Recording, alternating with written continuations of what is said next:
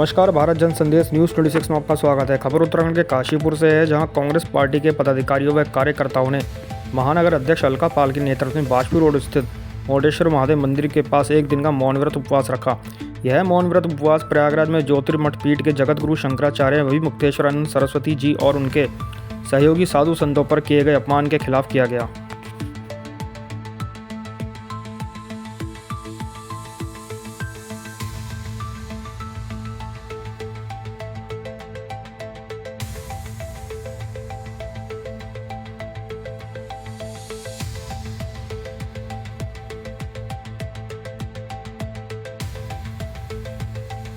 बैठे हैं, क्या मुख्य कारण है और किस प्रकार की जो है मांगे आपकी सरकार से? देखिए, सनातन धर्म के सर्वोच्च पद पर आसीन बद्रीनाथ पीठ के शंकराचार्य अभिमुक्तेश्वरानंद जी के साथ भाजपा के इशारे पर पुलिस प्रशासन ने जो दुर्व्यवहार की घटना की है, ऐसा लगता है कि साधु संतों पर और सनातन पर कुठाराघात करने में और उनका अपमान करने में भाजपा सरकार ने कोई कोर कसर नहीं छोड़ी है।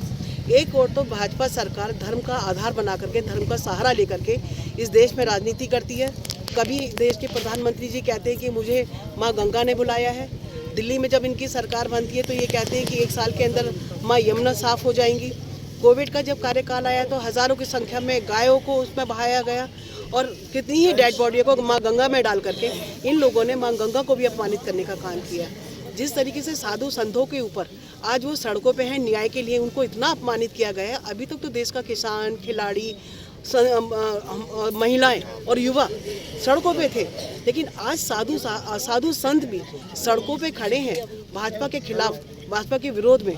ऐसा लगता है कि हिंदू धर्म को केवल ये लोग राजनीतिक उद्देश्यों के लिए इस्तेमाल करते हैं, दिखावे के लिए। उत्तराखंड में प्रधानमंत्री मोदी जी धार्मिक पर्यटन में आते हैं, मंदिरों में जाते हैं, लेकिन कैमरे के आगे सबसे पहले अपने आप को फोकस करके कहीं ना कहीं अपने आप को हिंदू धर्म का ठेकेदार और हिंदू धर्म का सबसे बड़ा हिंदुत्व को अपने दर्शाने की कोशिश करते हैं। लेकिन ये सारी चीज़ें भारतीय जनता पार्टी की आज खोखली साबित हो गई हैं। आज इन्होंने अपने कुशासन के तहत अपने देश के साधु संतों और शंकराचार्य जी को भी, जो हिंदू धर्म में सर्वोच्च पद पर आसीन होते हैं, जिनका वेदों में भी जिनकी महिमा वर्णित होती है, और जो हिंदुओं के जो वरिष्ठ गुरुजन होते हैं, उनके आधार पर ही शंकराचार्य जी को नियुक्त किया जाता है। आज सरकार उनसे ये बात कर रही है कि उनको शंकराचार्य होने का प्रमाण पत्र देंगे। आज शंकराचार्य जी ये किस मुंह से आखिर हिंदू धर्म के नाम पे वोट मांगते हैं और दूसरी ओर शंकराचार्य जी को अपमानित करने का काम करते हैं। इनको शर्म आनी चाहिए।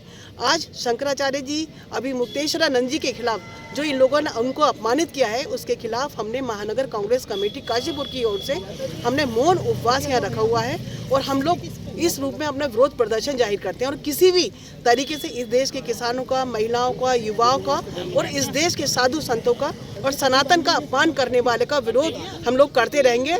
उनका अपमान बिल्कुल भी बर्दाश्त नहीं किया जाएगा। भारतीय जनता पार्टी का वोट की बात करें, अगले चुनावी वर्ष को लेकर कांग्रेस को राजनीतिक मुद्दा बना रही है।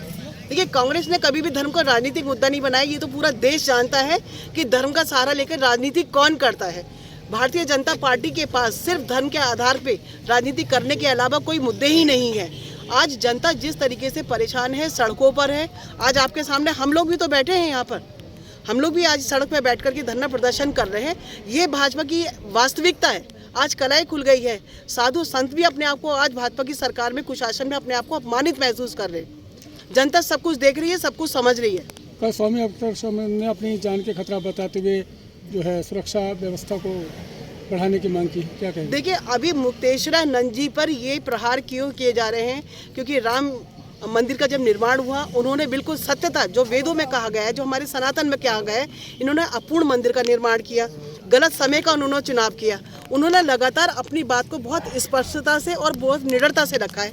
इसलिए भारतीय जनता पार्टी की नज़रों में शंकराचार्य अभिमुक्तेश्वरानंद जी खल रहे हैं और कहीं ना कहीं उन पर प्रहार करके उनकी आवाज़ को, जिस तरीके से विपक्षी आवाज़ को इस देश में दबाया जा रहा है ना, और लोकतंत्र और संविधान को समाप्त किया जा रहा है, उसी तरह से साधु संतों को भी, आवाज़ को भी दबाने का प्रयास भारतीय जनता पार्टी कर रही है, जिसको हम बिल्कुल भी बर्दाश्त नहीं करेंगे।